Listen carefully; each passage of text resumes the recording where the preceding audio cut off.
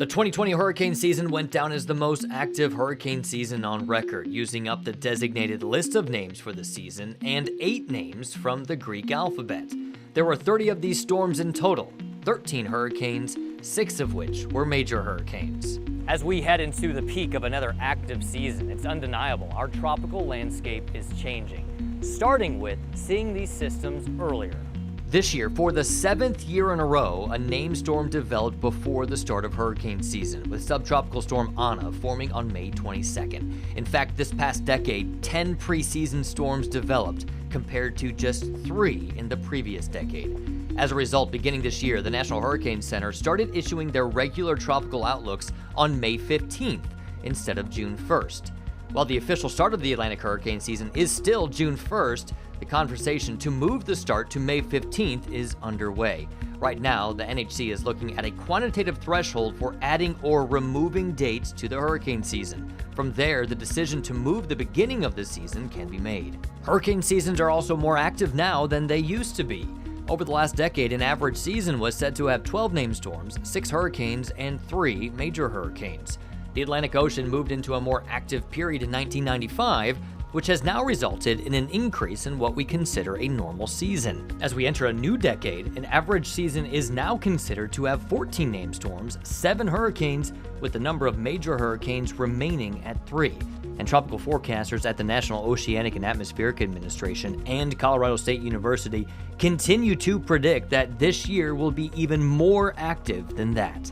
The 2021 hurricane season has already broken at least one record. Hurricane Elsa, which skirted the Tampa Bay coast in July, became the earliest E-storm to develop when it formed on July 1st.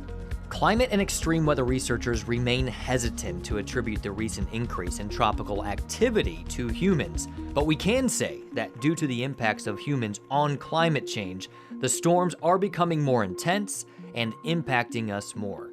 The Intergovernmental Panel for Climate Change, an international authority on climate change, says most of the global warming over the past half-century is very likely due to human-caused greenhouse gas emissions. They go on to simply state, the atmosphere and oceans have warmed, the amounts of snow and ice have diminished, and sea levels have risen.